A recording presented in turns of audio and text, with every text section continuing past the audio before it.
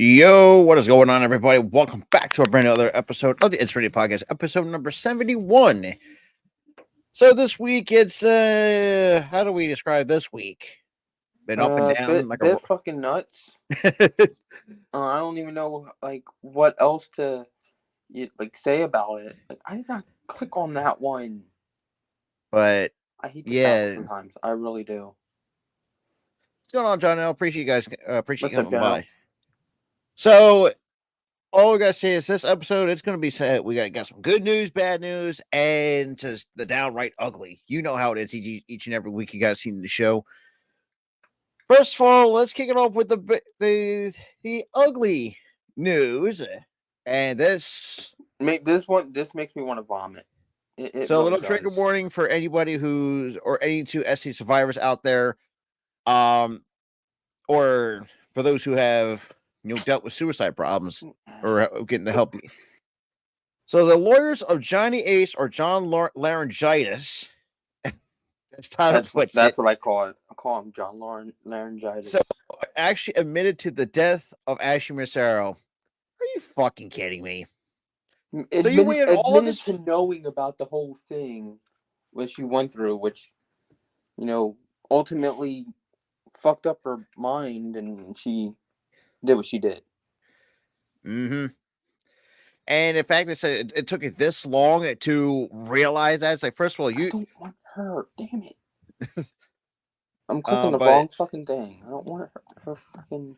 But yeah, so for those who not really pay the backstory, in short terms, Ashley was failed by the WWE for not getting involved and actually Absolutely failed. Absolutely failed.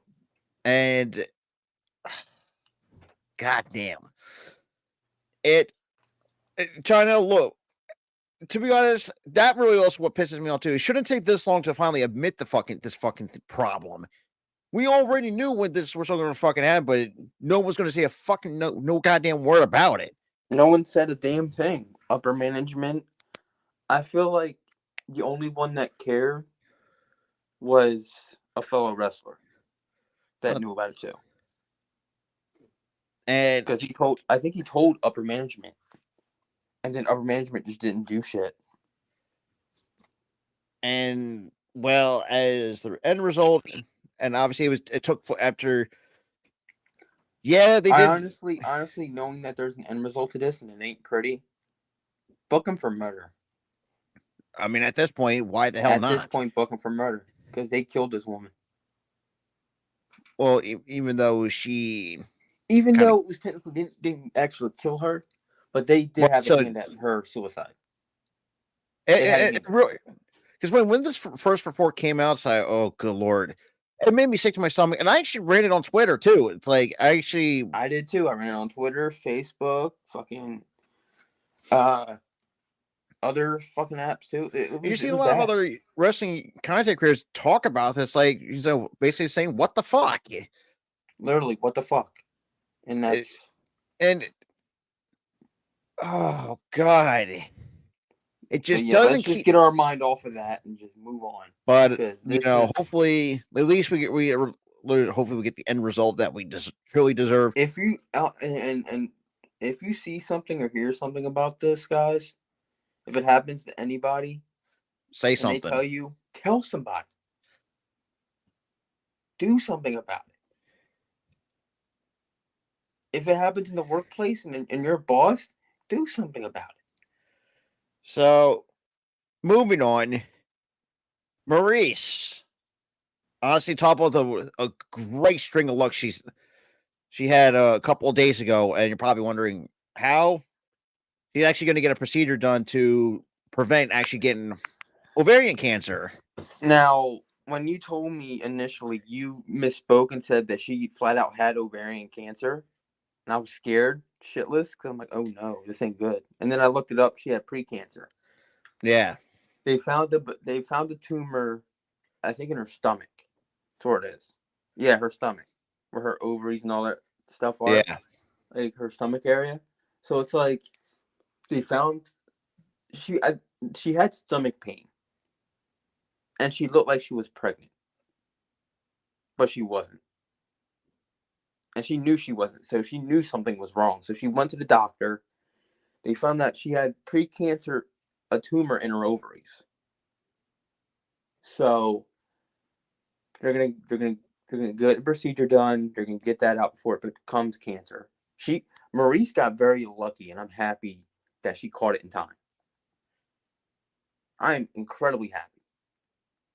But for sure. that doesn't mean that we're not gonna think about her, not gonna pray for her, not gonna pray for Ms., pray for their daughter, both their daughters. So it's like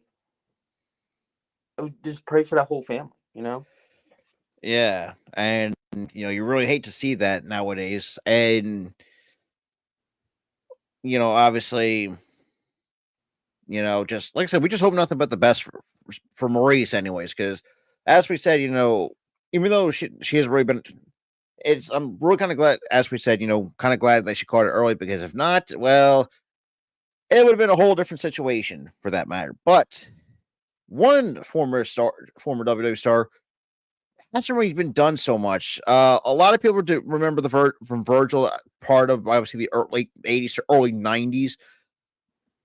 So Virgil is said not be doing well after suffering several strokes. Fans asked to send prayers. Good grief! Seems like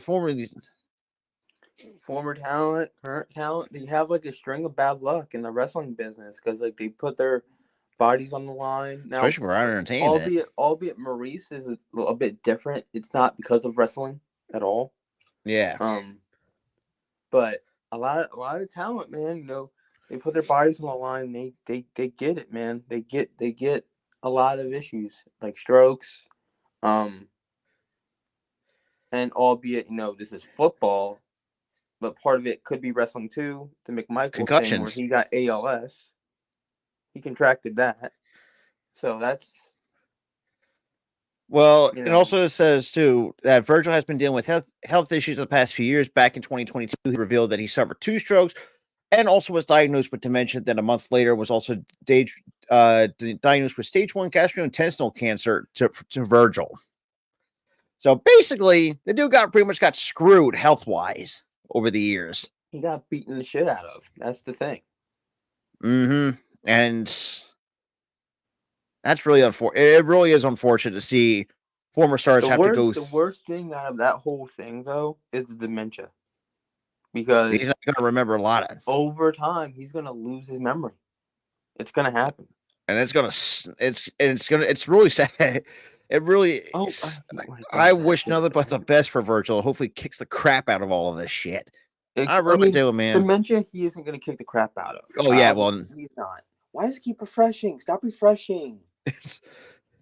But like I said, prayers up to Virgil. You just really hate to see it too from some of these former wrestlers. And yes, we all know that comes with the territory over the years. Like, because you put, like he puts his body on the line. Head injuries and all that stuff. That does play into the fact of like your mind deteriorating, getting strokes, getting dementia. That does hinder it a lot more. Like, yeah, anybody can get dementia at old age, but this guy is barely even that old. Like he's still, I think mid-50s, and he looks really because I'm thinking mid-50s, early 60s, but you're getting dementia that early. That's way too soon. Way too damn soon. Way too damn soon. That the head injuries, the bumps are just catching up to him. They are. But anyway, let's get out of somber news. He is 61. Man. Let's get out of somber news, man. Let's get out of that. So going to next, switching to TNA. I know this pissed a lot of people off, me and Tyler included. Scott D'Amore being fired from TNA from Anthem. Now, there was a couple of reasons why Scott D'Amore got fired. Because obviously Scott D'Amore didn't like where it was. Because obviously Anthony didn't want to have, because he proposed a bigger budget for TNA. But Anthony wouldn't budge. Number 2, they're also butting over creative differences, and of course Anthem didn't really like that, and decides like, you know what, screw it, we're gonna terminate your contract. Honestly, that's and that really worries me too with TNA too. It's just like I'm going to let this play out. If the creative differences or the creative does not go in the right direction, then yeah, Now, I think. here's my thing. Here's my thing. I was watching Eric Bischoff's take on it earlier today while I was, drinking my coffee and eating my lunch because I get up late. And I was sitting there. I was watching it, and he was like, what did he say? He was like, there's like a possibility that they may sell it, like, but that was speculation on his part. Don't know how true that is. But he's like, you Whatever. know, he was like, it makes no sense otherwise to fire a guy who Who's been there since brought so '03. much success back to that company. Like, and I agree with that. It makes no sense to me why they would fire a guy that brought so much success to TNA wrestling. Oh Brought the yeah, name back, brought the feel of it back, brought everything back to where it and was from the ground up. and that's true as well. And Scott Demore's the reason why TNA got put on the map in the early to mid 2000s for what it was. I mean, you had And guys like, not really. You have a lot of factors with that, not just Scott oh yeah, a D'Amore. lot of factors, but Scott Demore was a part of it. Is what I'm trying to He say. Is what I was, meant to say. for sure, but he was more so a TV character at that point in time. Now, current day, Scott D'Amore, for sure, a crucial part of the revival of TNA and the revival of the fan base. Oh, for sure. Even though it's still fairly small because not everybody has access to TV, they need to get out of that deal, please. Now, if Access decides to sell, which I would, because for me, I would have no issues with that. Access to the TV network, Rob. They don't Or own the I mean, company. Anthem. Holy crap! I'm sorry, Rob, Anthem. you think the TV network owns the damn company? Damn. Now, if Anthem does decide to sell, I got no issues with that. I think it will be an interesting step for TNA. And plus, it'll get them off Access TV because, let's be real, as Tyler put it, nobody freaking has the damn thing. No one has it. Like, why is my freaking tablet already at 3? You know what? No lyrics today, Rob. I already found my lyrics, but my tablet's dying. Okay. So And week, that is true next too. week. That's what I've also seen too. Like during that talent meeting, no superstars weren't even allowed to ask questions about it. And so yeah, that Here's my thing, right? Here's why I think it's a terrible move for TNA. It isn't because the writing is gonna go bad. It's not because this is gonna go bad, this is gonna go bad. It's because they lost that camaraderie with upper management because the talent lost the guy that they beloved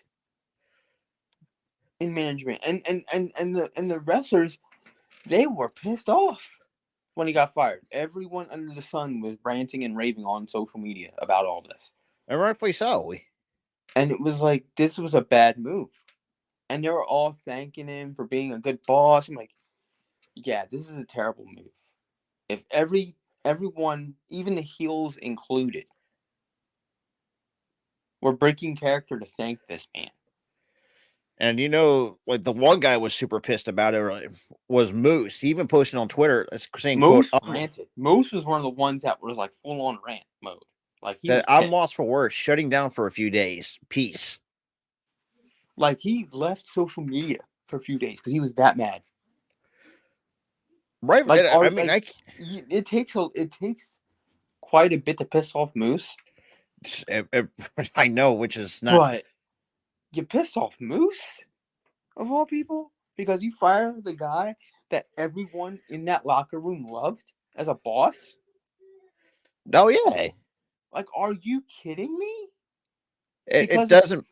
And the reason and the reason what makes this all laughable is the reason Anthem gave, because it sounds corporate as all hell. Oh yeah, and it pisses me off. But reading that statement, it pisses me. I'm like, that sounds corporate as all Get out, man. Because they knew they fucked up. They Because knew they messed up. they're gonna bite the bullet on this one. And I will not be surprised if Anthem gets a ton of backlash and they're going to finally crack under the pressure and bring back Scott D'Amore and let him try to fix this. Now, like I was saying, now could it be possible to bring him back in a different position? That could be a possibility, but I don't know if Scott D'Amore is going to come back to what Anthem is trying to do. Now, as Tyler pointed out, like like I said, I'm gonna let this play out. If the creative direction is not up to, not saying up to par to a lot of guys, but if you've seen like some of the talent not trying with this company, you know where a lot of this talent stands, and I know that's gonna rub people the wrong way. The Is what I meant to wrong say. way, Rob. Blue screen Shut of up. death. Jesus. But it's Your one brain just one word. fucking jumbled, bro. But and yeah, and that was actually an interesting segment too, because there was actually even a report that Scott D'Amore actually approached Anthem with an offer to buy TNA Wrestling from Anthem, and obviously they were. I feel like the problem is that Scott D'Amore was trying to take TNA away from Anthem, and they didn't like it. Because Scott D'Amore knew, because Anthem knows that Scott D'Amore is going to use that company better than what Anthem's going to. Anthem knows. Under Scott, yeah, exactly. Anthem knows. Under goddamn Scott D'Amore's tutelage as the owner / GM / TV figure, he was going to make it better because he brought TNA back when it was Impact Wrestling for a good 10 years before that, which was stupid. Not even 10 years. Like the last time they were on Impact TV, TNA Impact TV, it was 2011. So it was been a better part of a damn decade. Brought that back. And then, under him, he would have given us a TV deal. A better Especially TV a better deal. one at that, so everyone can see it. He would clamor. He would clamor to oblivion to find a new TV deal. Get out of that access deal. And because get, it's like get a new TV deal with a network that everyone has access to. Maybe, like I said, if Anthem actually didn't have their heads up their asses, and I know I use that. I mean, there's they're far up there, man. They're far up that ass. But man. Let's just say this too. Let's put this in the hypothetical. But if Scott D'Amore and let's just say Anthem, if Anthem weren't in their stuck up corporate ways and then worked with Scott D'Amore, I think if you ever could get like a TV deal, I think the CW would have been an interesting. But then I think everyone has access. It would work because they already had gotten the WWE with NXT. Wouldn't have worked. They would probably get demoted to the app like NWA was. Well, that was NWA. I mean, given NWA, that was their fault, but TNA would be stuck on an app. I think it would be like I said, the Fox deal is up this year. The Fox deal is up. They're going to the USA. I think if TNA went to Fox, it would garner a bit more ratings. Yeah, because everybody has Fox. Because it's preset on your TV because it's a local station. It's like one of the first. I think when you first get cable, it was like one of the first cable channels you get. It's network TV. You get that with the TV. You get an antenna, or like you get that with a TV. And yes, we're just saying we're old as shit because remember back in the day, bro. I remember the freaking cable antennas. You just go left or right, and you get a freaking signal. Mm-hmm. Now antennas barely even work. Now, like I said, we're gonna let this play out. Like I said, if TNA somehow and obviously, yes, in the last episode wasn't really the greatest because, well, no one really cared because that was coming after. Yeah, the crowd was dead. The talent, you could tell they weren't even trying. They weren't even trying. They didn't even care because like you fired their favorite freaking boss. You fired their best boss too. Like, come on. That's that's like TKO stepping in and firing Triple H. Oh God, dude! That would piss everybody Dude, off. that's gonna set the entire fucking IWC on fucking fire. That's like pretty much Yeah, going scorched earth right then and flames, there. inferno. Twitter blows up. Instagram blows up. It's World War III in the internet world. Pretty much. Like that's how it is. That's how. I mean, But TKO, because here's the thing, it's like that. They fired. It's basically like if TKO went and fired Triple Triple H so H. that they can run the damn company.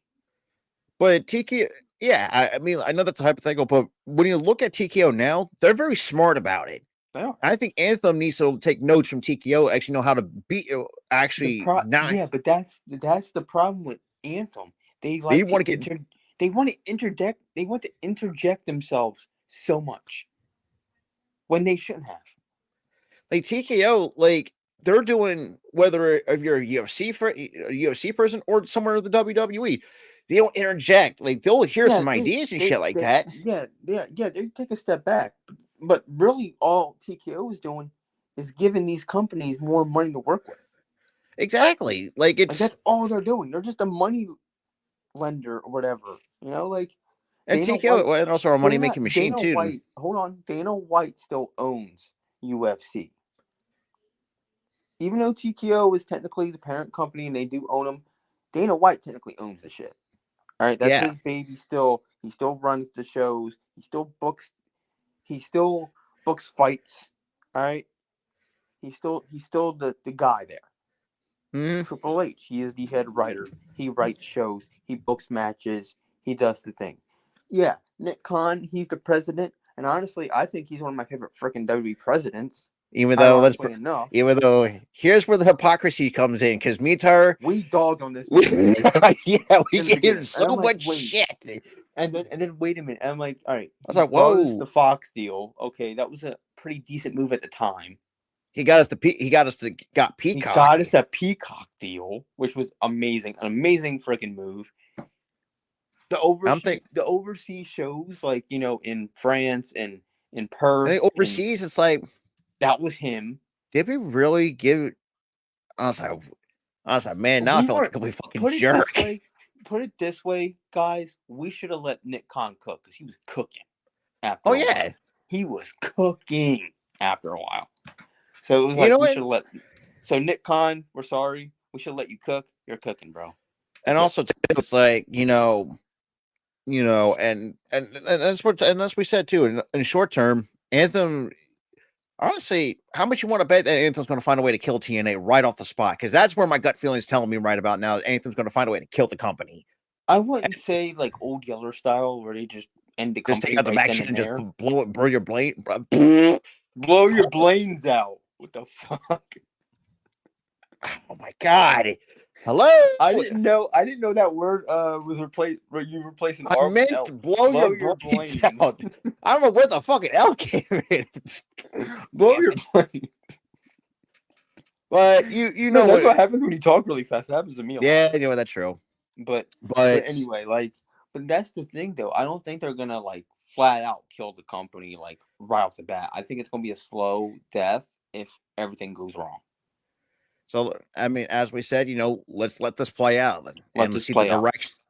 Because in the world of wrestling, before we get to the next few topics, we over tend to jump the gun basically. That was me with Cody, the Cody thing. I'm like, wait, that was everybody. Quite honestly, why is The Rock taking the spot? And next it was just because of a heel turn. Cody was still getting the spot anyway. He was just working with Roman. What was I crying about? Well, according to The Rock said, the Cody crybaby. And now he's got fucking merch getting made too. It's a little bringing by some of that Hollywood Rock-esque sort of. He slapped the freaking taste out of Cody. I'm like, damn. He didn't even because look, that slap didn't look like he even tried to do that. Like, dude. But all I got to say is we talked about it too, because I posted like a meme of like the Chris Rock and Will Smith thing where it had like Cody and oh yeah, he was like he were like, and we agreed like Will Smith's slap doesn't hold a candle to Rock's. I'm like, yeah, I agree. His slap was weaker. But it's gonna be interesting though. Like I said, wrestling nowadays, it could be good. It could be you got one good week, you got it's pretty much like a roller coaster of emotions, whether it's you got a good week, bad week, straight up ugly, or just chill the fuck out, basically. Case in point. But here's the thing. Since 2020, I think 2021 or 2022, wrestling had no chill. And it has no chill. Every freaking day you're posting something or sending me something. I'm like, yo, chill. And also, CBS, I hate you, by the way. You were supposed to show a WWE ad at the Super Bowl last night and you didn't. Well, that was I fucking hate you. But I had to pull it up on YouTube for my parents to watch that shit. I'm like, yo, I'm waiting for this ad. I'm waiting for this ad. Oh, it didn't come. I'm like, this is what the ad was supposed to show. And it was just a teaser trailer to tease, the WrestleMania. But I was excited because we haven't seen a WWE commercial at the Super Bowl since like what, 98? Somewhere around there. The last time when the wrestling was like, come on. Yeah. It was like, come the fuck on. And it was like, but anyway, back to what we were talking about. Wrestling has been nuts the last couple years. No chill at all. Well, and like I said, it could be no chill. Like I said, we're not, because like no chill, you take this as positive or negative depending on who you're asking in the news. But it just seems like the negative stuff. Yeah, there's a little bit of no chill there, like the Vince leaving and all their shit. Like, never thought that would happen in 9 years. The Ashley Massaro thing, you kind of expected it, but it was still sickening to hear. Yeah, the fact that it took them a long time to finally say something about it. But that's besides. But the fact that somebody had said that, like, management knew and didn't care. Like, we kind of expected that news to drop. We were still sick by it. Oh yeah, I got to the sick point. I legitimately fucking puked. It's like you are like, dude, I am vomiting right now. Like, literally vomiting. Like, literally, this is before even. I was like, it just makes it. Like, my stomach literally turned reading that report. Yeah, it was just bad, and the fact that we're seeing it's like they didn't even try to fucking help her.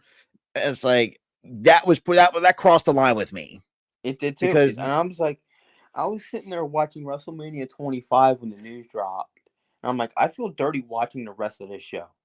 But then you reassured me, at least Vince doesn't own the company anymore. I'm like, all right, I feel less dirty watching this, so I just continue to watch it. Yeah, but moving on to some positive news. Congratulations to Sonya Deville got married over the weekend. Yes, Sonya Deville, Team Jersey got married. Got married. Hell yeah, Sonya. So, congrats to you and your wife on the marriage. Hope it's a happy one. So, according to People Magazine, who posted this on Instagram, like Daria, I apologize if I'm butchering this. Baronato and Tony Cassano have officially tied the knot. The WWE star. It's Italian. I don't know her last name. It's all Greek to me. Well, it sounds Greek or Italian. One of those two. It's probably Italian. But besides that, okay, she looks like she has an Italian look. All right, she talks like she's an Italian. But so Daria and Tony officially tied the knot. The WWE star and her fitness model fiance said, "I do on February 10th at the Legacy Castle in New Jersey, a sprawling venue that the bride's joke was ironically, holy shit, wrong." Also, Sonya, you freaking legend. Fitness models? You're with fitness models now? I mean, hell yeah. Yeah, that's true. Even you saw it too, even on social media. Like, she looks super happy. She's super happy. I'm happy for her, man. I'm very happy. But yeah, and obviously, and also quick shout out to Maria Menounos, who also officiated the ceremony too, which is looking great too. Sonya, one question: did she do her patented laugh at least once? I hope not, because that's creepy. I hope so. So, and also too, current and former WWE stars who were in attendance, including Charlotte Flair, which, like I said, as much as we hate her on TV. Please don't say Miz. Please don't say Miz. Charlotte Flair, Andrade, Bayley, Montez Ford, Bianca Belair serving as the Flower Girl. That would have been very awesome to see. Bianca's a Flower Girl? Okay, nice choice. Yeah, nice Liv Morgan, Mackenzie Mitchell, Matt Cardona, Chelsea Green, Mandy Rose, and Vic Joseph. And congrats to the happy couple. Don't say Miz. Do not say Miz on that guest list. No, it didn't look like Mix was there too. He broke That's that not. bridge when he tried to be all freaking cocky as hell at freaking Alexa Bliss's wedding and got decked by Nia And there you Jax. guys, Nia Jax like, get the hell out of my way. That's her wedding, bitch. But it It was just, funny. well, like I say, congrats to the two. Yeah, You congrats to know, you just guys. seeing You know, finally seeing Sonya Deville finally happy because after all the shit she I fucking literally went through the physically past year and a half, when I saw the pictures, I literally audibly said "oh." because it's like, It was the greatest thing. I was like, after all the bad news I've seen this week, this is the best news possible. oh, for sure. You know, And this also week. to shout out to Jersey, provides some good talent too, Yeah, for Team that matter. Jersey giving Big us thumbs good up news to this week. ladies like to Sonya Deville, Liv Morgan. Oh, I don't know, another fellow Italian Sonya, and Deanna Perrazzo. you have Sonya, Liv, Deanna Purrazzo. Like, Jersey's got some good talent, man. You'd be Out there, surprised. dude. Yeah, I They mean got Joey some good talent. Janela. I mean, got to give him some credit too because he's a Jersey kid. Wait, who? Joey Janela. Oh yeah, Joey. Yeah. That man literally took thumbtacks in AEW with bare feet. I'm Come sorry, on. but that just meh. It still makes me cringe too. Don't worry. And speaking of which, why? too, stick a little bit at AEW. They're gonna get Kazuchika. They're gonna get the fucking Rainmaker. They're really trying to pull me back in. They're really trying to suck us back in. You They're stupid trying. bastards. They're trying their damnedest, and we're trying to stay away because the product has not been great. Yeah, but they're trying their damnedest to pull us back in. And actually, that switches to a good little bit of segment to the first little bit is some New Japan news that Kazuchika Okada's final matches have been announced in New Japan. Yes.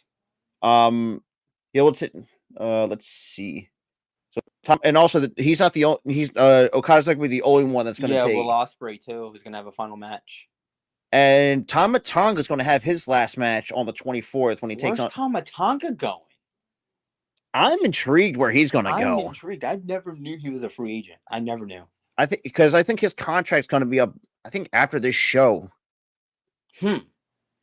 Unless they're in talks of an extension. They've been very quiet about him. Yeah, that's true. Now let's see if he doesn't resign. I haven't really heard any. Hold on, but I haven't really heard any news on Tama Tonga. Yeah, it has been very quiet with Tama Tonga because I never knew he was a free agent. I think it was like a couple years ago. I think when the news broke, it's like, I'm intrigued of where he's going to go, and it's been radio silent for like the last year and a half, give or take. Yeah, it's been radio silent for him. See, hypothetical. I mean, for some reason, I don't know. For some reason, I have a gut feeling WWE might try to reach out and contact him on an offer. If they make him a freaking like what they did his first run, turned him into a freaking Mexican gang member, like the first run. Oh yeah, forgot about what was he? Who was he? Camacho. He was Camacho, yeah. And the man is Samoan. Huh? Well, technically, yeah. The man's Samoan. He's Samoan. He kind of fits the build though for what WWE's looking for. I mean, Yeah, he's gotten bigger. He's gotten bigger, more jacked. So I see him being a bigger, and they're probably not going to repackage him back to that other character. When I'm looking at his page, like he's been wrestling with New Japan since 2010. After retiring from WWE, because he was in WWE from like 08 to 2010. He also had a yeah, I just read that too. He also had a stint in TNA too. Yeah, I completely forgot about that one. It was probably during his excursion, because he always had to do an excursion when you signed with New Japan. Well, he also did another excursion to CMLL back in 2012. Yeah, but honestly, I don't think it was an excursion. That's more of a partnership. That's more of a partnership thing. It's not really an excursion. So Tama Tonga, according with working his last match at the 24th, when he teams with Tonga Loa to take on fellow God stablemates Hikuleo and ELP. Hey, that's buddy versus buddy fight to end their. So in terms of the member or the people who are going to be on the show, on the first show, you will see Okada, Tomohiro Ishii, Hiroki Goto, Yoshihashi, and Yo which is spelled YHO, Yep, yo. That's will yo. take on Jeff Cobb, Great O'Con, Aaron Hanair, Francisco Akira, and Callum Newman. While the following night we'll have Hiroshi Tanahashi, Ishii. So Ishii's pulling a double duty on this show. Goto again. You know Ishii, yo. You know Ishii. Yeah, you know what? That That's no Stone surprise. Pitbull, brother. You know he's that Stone Pitbull. He will do that. Well, the only ones that I see him pulling double duty out of the show is Tomohiro Ishii, Hiroki Goto, Yoshihashi, which they will be in a 6-man tag match against Matt Riddle, Jeff Cobb, Great O'Con, Hanair, and Akira. So Matt Riddle's going to have his. This would be his Because first. MLW has that partnership with New Japan too, so it's like makes sense. So yeah, that card is a stacked card. But am I gonna stay up at 5 a.m. to watch it? No. But are we going to be crazy enough to do it? Probably. I'm probably be crazy enough to stay up at like 5 a.m. Yeah, for those who don't check that, it's fucking TikTok. Listen, that was a joke. That shit was funny. It was funny. I mean, look, that shit could be fucking true, but it could be true. But yeah, you ain't wrong, Steve. Well, it depends on what type of sushi you're talking about here. Are we talking about California rolls here? But I like I said, I'm not gonna get too ahead of myself. But I honestly don't give a shit. Sushi is sushi to me, and I love it all. So and here's the thing too. I want to ask wrestling fans too: has anybody ever imagined that Okada was going to leave New Japan? Because for me, I thought he was always going to be a lifer for New Japan. I thought he would be like the Cena and just stay there for like the tour. Yeah, it's like who was it's like this man mentioned Toru Yano. Oh my lord, I haven't heard that guy in years. The comedy wrestler. Holy shit, that man's funny. That man's fucking funny. But yeah, so Okada is going to have his final 2 matches in New Japan. Now we don't know exactly how long the deal or what he was offered from, but it is definitely clear that he's going to be signing a contract very soon. Now the length if AEW is smart about this, it has to be multi-year.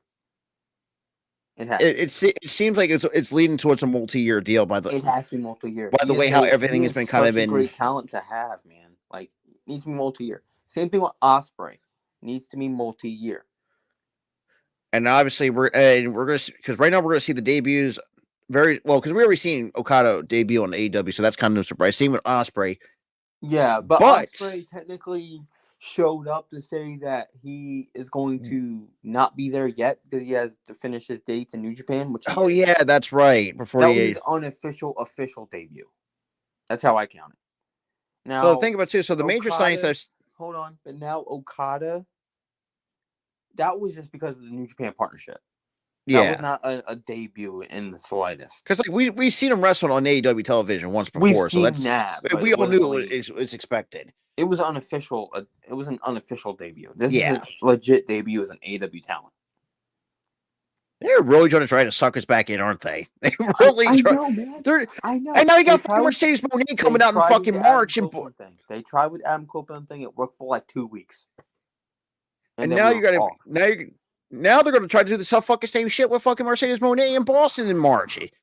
Fuck, dude, damn it, dude! I didn't realize that was the damn announcement until I read into it. I'm like, shit, that was a bigger announcement than I thought. I'm like, because all I heard was Tony Khan go on the mic, wide-eyed, like he's cracked out. Dude, the dude looks so fucking robotic. Like, it's not even funny. Like he doesn't. He has his eyes like this. Doesn't blink. Like, dude, blink. Bro, don't you have dry eye at this point? Blink. But yeah, it's like. But yeah, it was more than that. Boston, they're calling it big business, the special show, but we know what it's teasing. It's Mercedes Moné. It's Mercedes Moné. Who else is from the Boston? Is she from Boston? I think she's not from Boston. She is not from Boston. Well, one way to find out. To Google we go. She is not from Boston. I don't remember her from being from Boston. She is from she's from she's from California. That's what I'll say. Even though she is built from Boston for whatever reason, which I don't know why. From there. Why is she built from Boston? I don't know. I will never understand. Well, then again, I think these build cities and shit, it never makes any sense. For a fact she's related to Snoop. Why are you building her from Boston? That's That's still my She's from California. fuck. She is not from Boston. She's from California. But I mean, it worked out for her. So 2 weeks It in a has row. worked out for her. You Now, know? a few other things, especially this was actually from 4 hours ago. So Dean Ambrose, Fandango, and EC3 were pitched for Heath Slater's 3MB faction. Oh, good God. For one, no. Don't put Fandango in that shit. But then again, I think Fandango would have killed it too, because that kind of really suits him a little bit. He would have been a jobber. Yeah, you know, that's true. You wouldn't have gotten the whole partnership with him and Tyler Breeze as Fashion Police in 2016, which was money. All right. And obviously, much better game with the fucking Yes Boys, so screw them. No. They walk so Yes Boys can run, bro. No. Do not discredit Pretty Deadly ever again. Dude, Pretty Deadly can get off my screen. Shut up. New. Yes, boy. And yes, for those who are wondering, yeah, I'm not one of the biggest fans of. Bro, I bought into Pretty them. Deadly. I full on bought into them. They're funny. But this is basically what Heath Slater said on the formation of WWE's 3MB with McIntyre. Boy, and McIntyre, that we all knew that was McIntyre's one of his lowest points. Oh, bro, you know what his lowest point in that group was? This man couldn't even hit a freaking Claymore without ripping his pants. This is like that was a low point. It just seems like when you look at McIntyre in those leather pants, like man, everybody can see his underwear. Like, come on, bro. And honestly, I'm kind of glad that he will reinvent himself, but that's besides. Like, are you kidding me, man? That was his low point. Not just the fact that he was a jobber. He couldn't even hit a Claymore in freaking leather pants they put him in. Even Drew talked about outside. I was like, yeah, well, thank God that. Thank God you ain't wearing leather pants anymore. Cool. And also, we got some more positive news, too. This was from 6 hours ago. Does everybody remember the boxer Butterbean? Whenever. You mean the guy that knocked out what's-his-face at WrestleMania in 98? Yes. Yeah, I remember him. Well, I don't remember him. So DDP, I heard of him. DDP is back at it again, saving lives. Hey. Boxer / MMA fighter Butterbean's life was saved by DDP Yoga. Good on you, man. Good on you. Again, we put over DDP. Bro, hold on. We put over DDP so many freaking times on this show. Yeah, and he rightfully deserves it. So what? Even though his WWE run was kind of fucking crap, but I mean, what a freaking dude, bro. The dude, he's giving everything to help these guys, and not just former wrestlers, but just us average Joes. Regular freaking people. Like, come on. This man he just radiates so much positive vibes, dude. The positivity and shit. So this man released a video where he was making a shake, and then he just said something inspirational after. Yeah, that's kind of what DDP is. And you made a how to make a shake video, and then you made it inspirational. Oh yeah. So basically, as credit to Angel Arambolis, who actually wrote this, so a video has been posted all on all DDP social media accounts that on former boxer / MMA fighter Butterbean Eric Esch, who wrestling fans may remember from his boxing match at WrestleMania 15, where he knocked out WWE star Bart Gunn. That's the guy. Yeah, WWE star. He wasn't no star. But going forward, Butterbean was also very popular in the 90s and 2000s, but in recent years, he's been dealing with serious health issues, and things got so bad he had got confined to moving around in the wheelchair due to his hip and spinal issues that he's been from his fighting days. At one point, he ballooned up to over 500 pounds, and he felt that he had 1 or 2 years left to live. With DDP's help, Butterbean got started with DDP Yoga, and he's regained a lot of his mobility, and now is under 300 pounds. His life expectancy is grown. Yeah, pretty much. Wow. Credit to DDP again. DDP. Wow, bro. You're one hell of a dude. You're one hell of a guy. Oh, for sure. Man, DDP. We freaking love you, dude. We freaking love you, bro. Oh yeah. You know. Now he's another talent that I would love to interview one day. Oh yeah, for sure. God, what a guy. Because it's like whatever he's doing with these guys, with these not like just us average Joes and former wrestlers, what he's like teaching them is like it's really not just increase their life expectancy, and then you're seeing guys are like in the best shape they can be in their entire freaking lives.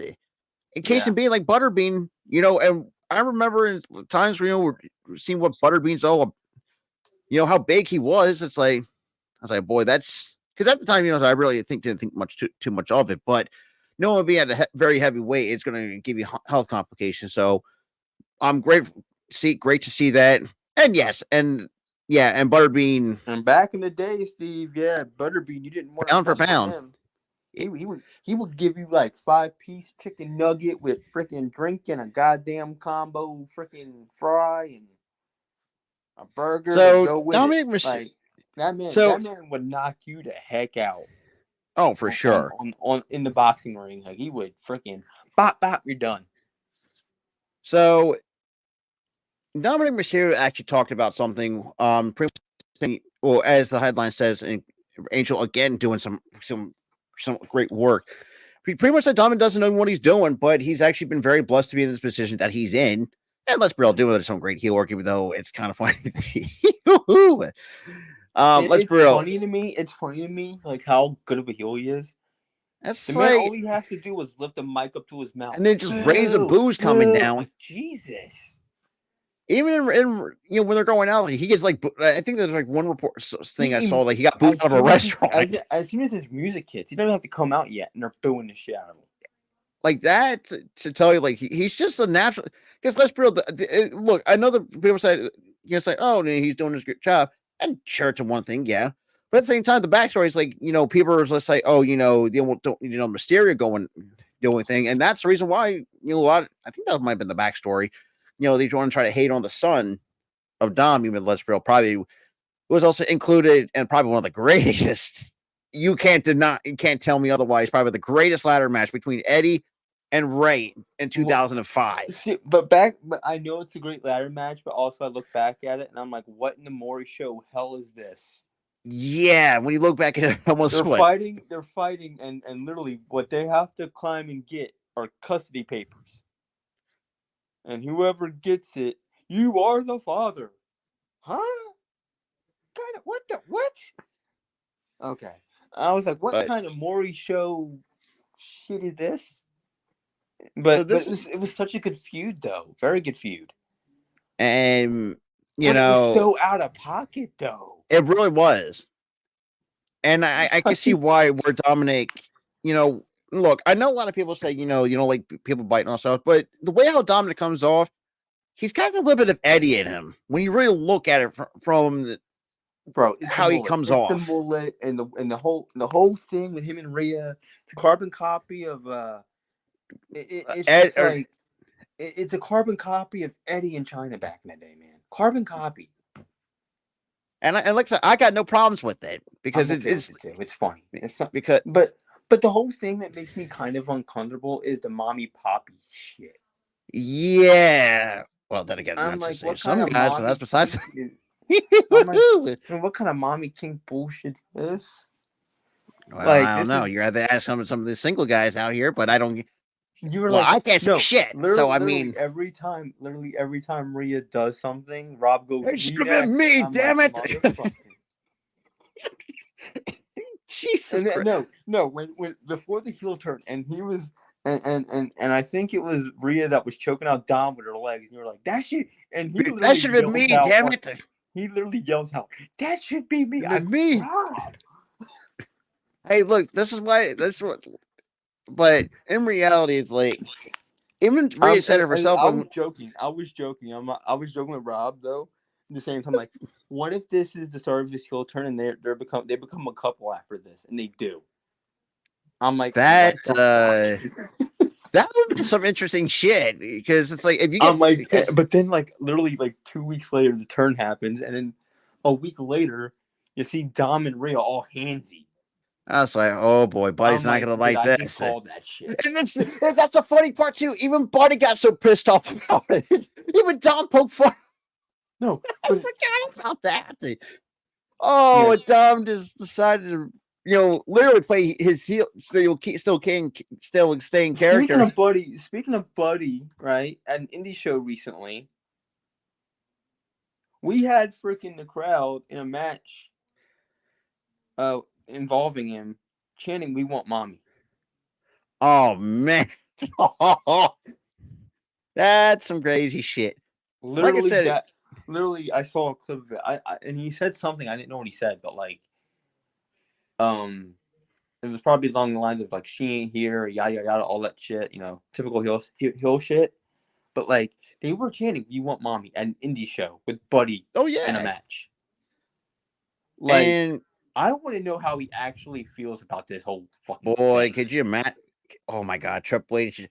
Please, if Buddy Murphy comes back, please make that a fucking storyline for crying out loud, because that would be funny as shit. Like, Come on, you've been cheating on me with this doofus.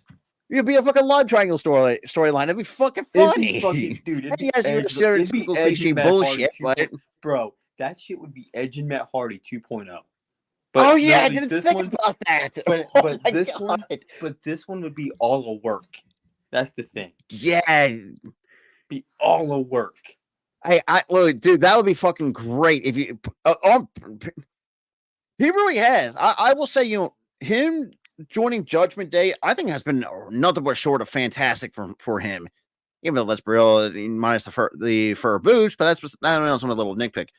But Dominic actually talked about this when he appeared on the K100 with Conan and Disco, and he was asked about his plans for WrestleMania 40. That saying says, "quote I have no idea what I'm doing at Mania." He was going to say as well, I don't really get a heads up on anything when it comes to creative and stuff. Just tell me what to do, and I'll do the best to go out there and make it look as best as possible and to the best of my abilities. Honestly, I respect the hell out of Dom. And I don't think he's not a 4-time heavyweight champion. He's a two-time North American champion and a 2-time tag champion. I think it might have been talking about Eddie.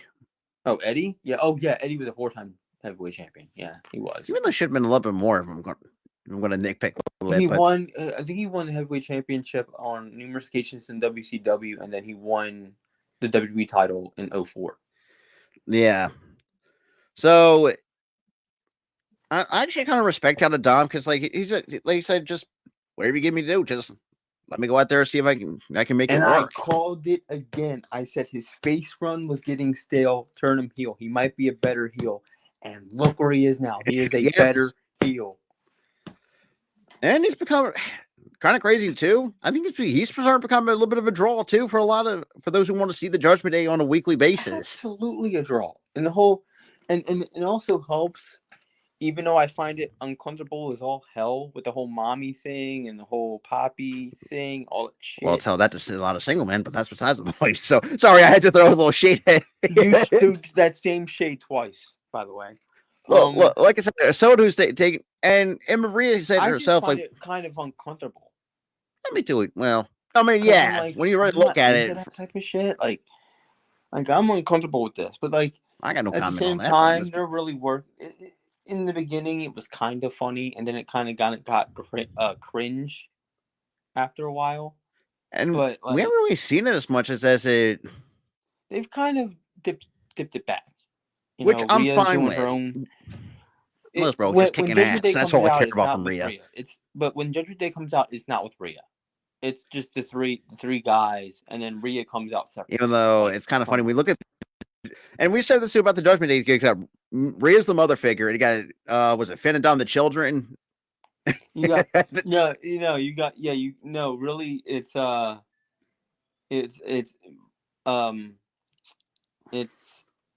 here's how it is, man. I know it's weird because the whole thing with the whole Dom being together with Rhea. I still think Damien's pretty much that father figure, and and Rhea's the mother figure, and then you have JD, Finn, and Dom as the kids, in a sense. But you can interchange it because the whole, how handsy Rhea gets with Dom. He's the father, and then Damien, JD, and Finn are the kids. Yeah, yeah. And the thing is, well, honestly, I think Damien's the big brother because he's fighting with JD, and then like they made up, and now all that shit. Like, but Oh yeah, now, but yeah, I really liked Dom's turn as a heel like a because few years ago. the thing I is too, love it's this heel run. I love this heel run so far. I because really like do. I'm thinking too with this heel turn. So I'm thinking to myself like, can he really be draw for the mid card division? Because that Oh, was he could. my He could. He definitely could. and it definitely showed. You But know, again, though, like the mid card division is really dominated by heels right now. So I don't know if he can go for titles yet until like a face wins the like maybe the IC title or the US title because it's so dominated by heels right now. So you yeah. can't really hypothetically go for titles yet Which unless is they kind of turn him crazy face. because like we never seen an era in WWE where any like whether it's the main event or even the mid card division, like main event we'll kind of We've expect. seen heel versus heel before in the main event. We've seen Seth when he was heel versus Roman when he was a heel. Even though I think was that one Mania or was it That was like in the middle of like the year, I think when Seth oh my 2021. god when Seth When went Seth came grabbed out the with the low damn hanging Shield fruit. music and the Shield attire, I was like, oh, had and me to see the dying, look dude. on Roman's face, like, oh He was shit. like, "Oh, you mother." This is not because first of all, that's not the only time that Seth has pulled the same. Remember back in the Hell in a Cell, he pulled the same shit with the not with the theme, but also the outfit to the late American Dream Dusty Rhodes, and He did boy, that at Hell in a Cell versus Cody, who also got to give him some credit too. Oh, bro. God, My and respect after that match for Cody shot up it's for like, dude, you sure. I'm cannot like, fake. you did that. You did all that with a torn pec. Yeah, that was All of probably that. I would consider He probably one of the let, match of the year candidates and the for that thing is, point. he even let Cody or he let Seth stab him with a kendo stick to the pec. Yeah. Which that had to have been painful, but to do that spot, but for you to allow that to happen, And yo, because it's kind of crazy, dude. Because we saw, let's say, okay, so because we didn't really think about how bad the injury was going to be. So okay, so maybe just some light he bruising. took off his jacket. I And was you're like, like, ooh, shit. oh That was like lord. his whole like chest was like black and blue. I was like, and Tyler can attest to my reaction. My jaw just dropped. Dude, I was like, we both, as soon as I'm we thinking to stopped myself, talking, we I just was like, stopped what talking, and the absolute? I'm thinking to yeah. myself, But I that was was the like, thing, though. If you, I don't know if like I don't remember how it went, but I'm sure. But I vaguely remember us just not talking as soon as he took his jacket off. like the reaction said itself. It's We like were like, that "Holy shit shit!" was net.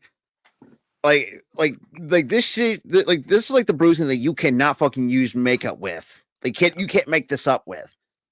Like No. it went all the way from the right where It your went pec is from all the like way down to his bicep. like the tip of his shoulder here all the way to like It was pretty much the deep top of his chest. black of blue. It's like oh, Half and of I his could chest was imagine, black and blue. and I'm thinking to myself, boy, I could imagine the pain he's going to be in by the end of the Dude, he was wincing in pain trying to take off the freaking jacket. I'll say, but knowing Cody at the, he's not gonna. I feel like I'll put him in that category where Seth. It's like no matter what injury they're dealing with, they're gonna battle it out. Yeah. And I know, and here's the thing. I also find it figure out why, and I think Damien also talked about this too. Like the reason why he hasn't cashed in because Seth is not medically cleared. That's the reason why. Yeah, Seth's not medically cleared, So and when we plus, heard this, okay, now that makes sense. now if he's not medically cleared, you know, what are they going to do with the briefcase? Yeah, Are they that's gonna kind of just do a failed cash in with Cody? I Because I feel like they won't let him cash in and win because that would piss a lot of fans off. yeah, And that's I absolutely hate the fact that the thought of a failed cash in for Damien because I like Damien so much he should be a world but I mean, champion. and look, can't and that's kind of where I'm going to say, they kind of that's kind of where the hard place comes in because Seth unfortunately got hurt. I think during a house show, I think, or it might have been a TV taping. Could be It wrong. was it was a Raw. It was a Monday Night Raw. And just it's like, oh boy, and just seeing how Seth was like, Yeah. Because he was hobbling. I think no, he wasn't hobbling. He was like working his arm the entire like match. I think it was against Drew when he No, it's was against against Drew. Jinder. Which Or wait, no, because got hurt. He got hurt against Drew, I think. no, it was the Jinder. Jinder was the main event for on Oh that one yeah, Raw. it was a ginger match. It was a ginger match. Yeah, he was hurt. He was hurt, man. After that, he was hurt. Because like usually in wrestling, like when they were working on, because usually when there's like a work injury, like the heel would automatically will be working on it. But the fact that you would see this, like that tells you anyway that's a legitimate injury. That's a big tell when it's like a worked injury or a fake injury. If it's a worked injury, the opponent is going to work that injury. Now, if it's a real injury, they either throw up the X or they don't even bother working the injury. Well, if the injury's serious enough, that's when you know that you see the refs throw up the X. Yeah, if it's a serious injury, like the match cannot continue, they throw up the X. Mm-hmm. But if the match continues and this person's hurt, but they want to work through the match, their opponents, they don't tend to work that limb or that, body part. Yeah. Like when somebody legit breaks their ribs, they try their best not to work that injury. Because a lot of wrestlers know it's like, if they got broken ribs, and for those who have seen and dealt with any like rib injury for that matter, it doesn't matter if it's broken ribs, it's fucking hard. It's hard to breathe. Yeah. And that's and Toya pointed at that too, like that you don't see a lot of even the slams, you see them go like after every slam. Yeah, because you can't fucking breathe. You got to do slams in wrestling. You can't get past that. Now I'm talking about like torquing it, like that move where you're like you have the like the octopus basically, or the abdominal stretch. I don't even. Why did I not know that move name? It's the abdominal stretch. Brain fart. Fucking brain fart. The easiest. Well, then I guess that's kind of what it's basically what the octopus is too. It's just a simple abdominal stretch. They don't do like any like abdominal stretches or octopuses, right? They don't. No, because they know it's like because if it's a real injury, don't expect abdominal stretches. Don't expect them to like do an abdominal stretch and then dig their elbow into the injury. Yeah, trying to work it, or don't expect octopus. Because you never know how serious the rib injury might be. If it's just I mean, case in point, guy like someone KO. Because remember, he had to miss a few. I think 4 to 6 weeks with a broken rib. Yeah, he had to miss that with a broken rib.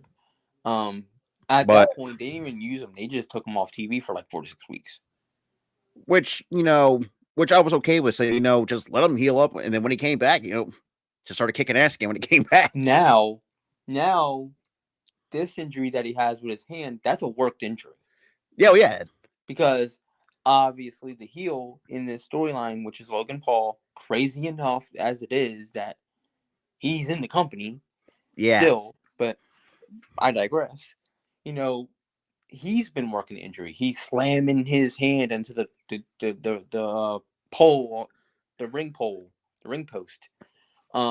He slammed his hand on the steps. He slammed his hand anywhere else because he worked the injury because it's a worked injury. It's not a real injury. That's the difference between if it's real or if it's not in wrestling. Oh yeah, I 100% agree. So we've got a couple more stuff we got to go over. That is it for wrestling class, y'all. Yep. So impromptu. You're welcome. Now going back to AEW a little bit. This one actually kind of impressed me, but then again, I wasn't surprised. Sky Blue is the workhorse of AEW after wrestling more matches than anyone on the roster last year. Well, no shit. And yes, Tyler, and this dude also drools over this. The turn has been money, for one. And the dude loves the side of her ass too, so I'm just going to put that out there. I did not. Yes, you do. Come on. I don't say that. I think she's pretty. I think she's pretty. All right, that's it. Come on, dude. I didn't see you. No, I do not. Okay, I don't. Fucking bastard, trying to fucking put words in my mouth and thoughts in my head. Can't do that shit. But yeah, I think she's just pretty. Okay. But I'm actually gonna go. No, if you want to go after somebody about that, go after the rest of the damn wrestling community posting her ass on Twitter all the time. Yeah, you know what? That's true. I get annoyed by that. I'm like, dude, really? But then again, and that's the thing too. And when even Sky Blue even take notice of it, and she still plays off on that too. And like, dude, she's now turning at one point she turned around and started shaking. I'm like, you're playing off of that now? Hey, look, I'm like, you're really starting to play off of that? Really? I guess so. But I mean, look, Sky Blue. And here's the thing: me and Tara, we never had her Kristen. Look, Sky Blue, we all knew where the talent, where the future lies with her. For me, with her, I feel like the talent was there, the character wasn't. Because this whole white meat baby face, smiling, it just didn't fit her. Skipping down to the ring, it didn't fit her. She needed a heel turn. That's like Bailey back in the day. Like, yeah, early on, it was a good character. It fit her for the time. But as the time, it just grew stale. It just grew stale. She needed a turn. Now, albeit it's different than Sky Blue. The whole thing with Sky Blue, it didn't work off the rip with her. Like it just like there's something that just didn't click. And waving and skipping down the ring. It didn't work for her. But I will say also, she's also got some praise from a current roster member, Claudio Castagnoli. He actually talked about, Claudio knows his shit. So this is basically what he said on being a workhorse. Says, quote, "I've always been used to be in the top 5 or top 10 in the most matches or wherever I was. I was up to 200 matches a year for 4 or 5 years straight. To be fair, Orange Cassidy had the most AEW matches. I had the most AEW and Ring of Honor matches combined, but the most matches more than me and Orange was Sky Blue. So like props to her, because that's how we get better, and that's how you show that you want it." And she showed that she's wanted it. Being in the ring, since what? Like 2021? Give or take. Yeah. So it's like she's been there. She's been working hard to get to where she is now. And let's bring on the fact that I think with the slight partnership with Julia Hart and the rest of House of Black, it's like slight partnership. She's in House of Black now, full fledged. She's in it.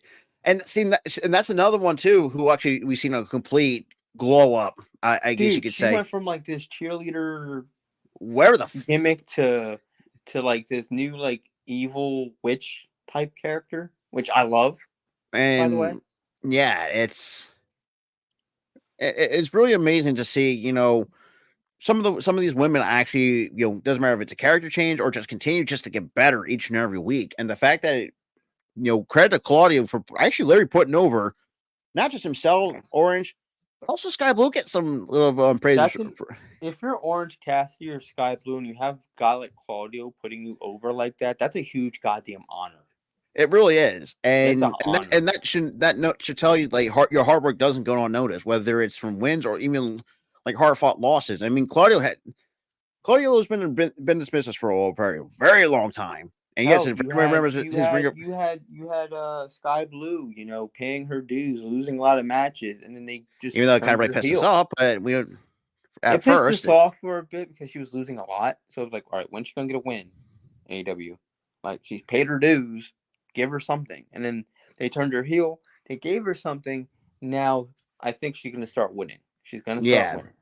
And as we said, man, I feel like Tony Khan's gonna suck us right back in because Tony Khan, as much as we don't like you and your Twitter beef with WWE, which I hate, because like enough of this tribalism bullshit. For one, you gotta stop pulling us in, please. But last and final thing, actually, we're just a little bit switch to getting back to the Undertaker. Actually had some interesting things to talk about with. He's a YouTuber now. Who would have fucking? Hold on. I'm gonna touch on that for just a second. I was like, dead man's a YouTuber. I was like, am I fucking seeing this right? The dead man's a YouTuber. We're seeing the Undertaker have his own YouTube podcast. Like, huh, bro. And look, maybe it was one thing. Can I say that? Can I be cocky for a minute and say that we walked so the Undertaker could run with the podcast thing? Yeah, I'm playing. I think now. But obviously, let's be real. The Undertaker could. Let's be real. The dude, he was one of the well. a lot of people. He was one of the, obviously him, the Rock, obviously him and the Rock and Austin push. You can't tell me otherwise. Pretty much carried the Attitude Era. You They can't. did. You can't deny. They carried it for sure. They carried it. Even though yes, the Rock And Mick too, and Mick. You can't forget Mick. yes, He carried it too.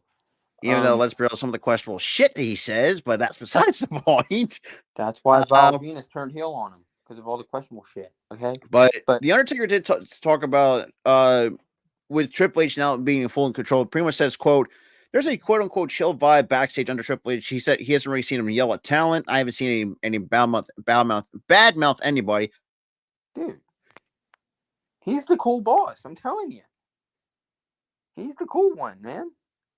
You know, and you know, he's that boss that everybody wants at their job. Yeah, you know, that chill boss, that cool boss. It doesn't really yell at their employees. They help them out with whatever they need, and they're just chill.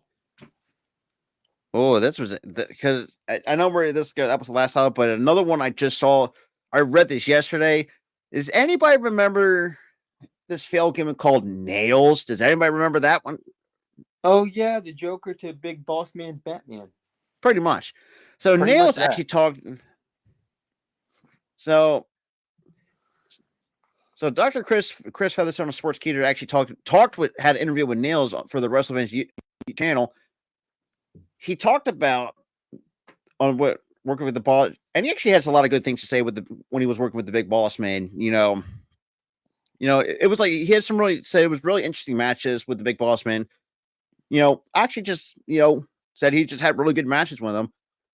But yeah, he basically carried Nails. He carried him. Yeah. But he also did say that Vince McMahon owed him a lot of money, and he also squashed a lot of people's careers. Well, he ain't wrong. Vince did that. But it is like I say, as we say, like I said, we don't want to go too far enough because I know you guys probably beat seen that dead horse like weeks. Hell, years. Yeah, it's been like that for the last almost couple of weeks. 2 years. It's honestly constantly getting not a couple of weeks, 2 years. Yeah, 2 years and shit like that. It's like when's this shit gonna stop? But unfortunately, we had to mention that part, And how much you want to bet there's going to be more shit coming out once these NDAs are? Oh my god! Yeah, there's more shit coming. You gotta be on the lookout for that. Yeah, it's like this has been done with the Vince. No, we're not. It's not going to stop. Even close. We're not even so close. Because we talked about the NDAs a little bit too, but to retouch them on and say once these NDAs are not enforced, that's when all the water, basically figuratively speaking, that's when the water gates open. And it's like, well, the floodgates are cracking. Or floodgates is what I meant to say. They're about to freaking bust, man. The water's it's basically just going to be hell. It's going to be raining down hell. It's for Vince, anyways. Yeah, it's raining down hell. But hellfire and brimstone. Yeah, there's a JR reference. You're welcome. Yep. But outside of that is going to wrap it up for the Itch Money Podcast, episode number 71. I had a song, but before that, I had a song ready, but my freaking tablet decided to go from 15 to 3 for some reason. In like 2 seconds. Yeah, but that's no worries. Like I said, but I got you next week. I got you. And obviously, and I'm not gonna be feeling up doing a roll, but don't worry. Next week we're actually gonna have. You've seen this dude before, but only for NXT. But Ghoulie might be joining the third wheel. I'm not saying the third wheel, but our third crew member. But we'll see. Hey, if he wants to be the permanent third guy, he's welcome to, man. Oh yeah, that's for sure. But outside of that, guys, appreciate you guys are hanging out. Because like I said, we're on the road to 100 episodes. Which, by the way, it's still mind-boggling that we're. It's because, man, plain as day, we're having fun with this, bro. And obviously, for those who, like I said, have not seen the rest of the streaming schedule, it is up on the community post. Obviously, it'll be WWE SmackDown. Make sure I get that right. And yes, you'll see me again for NXT, which has been better. Rob, can you send me like that block thingy that you did last time? Where you did block Monday, you did this, Tuesday. Shit. I'll send you through Because I'm gonna Actually, might post as well. that on it's from me Twitter for you guys to give you guys that scheduling for this Yeah, week. so you guys won't forget of where. No, just so you guys won't forget. Like which days are which. Yes. And I'll be sure to promote the stream because I forgot to promote the stream before the show. Big mistake on my part on Twitter and on the on my Also, yeah, TikTok and on my Facebook. Well, no, I said fuck Facebook, so no Facebook, but yeah. TikTok Well, and Twitter, I'll be promoting it on. I'm gonna make sure I got this right. Right. Okay. Because Facebook, they like to take our stuff down. When we Yeah, promote. and that's right reason why you haven't raced well, and that's You haven't seen me promote things on Facebook because they take our stuff down, and I hate it. that too, and it'll find a way to boot you off. Yeah. For stupid shit. So Yeah. take it from me for the guy who had to review. All right, bro. I got it, brother. But outside of that, appreciate you guys for checking out. If you guys Yes. want to check out the rest of our social media, it's going to be in the link tree down below, or check the links down in the description. But before we get out of here, let's hear a quick word from our sponsors. Have you thought about saving money on tickets, whether it's sporting events, concerts, wrestling events, etc.? Use my promo code PhillySports at checkout to save $20 off your order. That is PhillysSports, Philly Sports, to save $20 off. If you're a Twitch streamer, late night gamer, or YouTuber, check out W Energy. It's the perfect pick-me-up for every occasion, so why not try it for yourself? Go to w.gg and use the promo code SportsWrestle10 at checkout to save 10% off your order. Golfers and sports enthusiasts, it's time to take your game to the next level with Shankit Golf. Shop at shankitgolf.com and use promo code SportsWrestle15 to get 15% off your order and free shipping on orders over $100. If you're a top-tier high school or college athlete, a veteran in the men's league, coaches needing uniforms, or even an enthusiastic little leaguer needing bats, gloves, batting gloves, etc., we've got you covered. Right now, you can give your performance an extra boost by entering the promo code SportsWrestle10 at checkout so you can save 10% off your entire order. Are you looking to make a statement with your very own custom jersey? Go to fansidea.com and use the promo code SportsWrestle10 at checkout to save 10% off your entire order. And all of these. Yep. And make sure you guys check them out and the link tree down below. Hold on. All of these are in the link tree down below as well. If you guys want to check them out, use those promo codes. I know they're all caps. Also, too, for those guys who want to check out merch, that is going to be in the link tree or the link itself down below. Because, like I said, as we said, if you guys want to represent just our main brand, which is the Sports Wrestling Connection, or represent the It's Funny podcast, check out the link to the merch shop down below. And all proceeds to whatever you buy on that site, whether it's Funny merch or if it's the Sports Wrestling merch, all proceeds will go to charity. So we're not keeping that money. We never will. We're giving it to charity. We always do. It's a charity of our choosing. So you're basically helping any charity out there. So pretty much. So yeah, all proceeds will go to charity. But that's pretty much about it. But so thank you guys for hanging out, and we are out. Peace.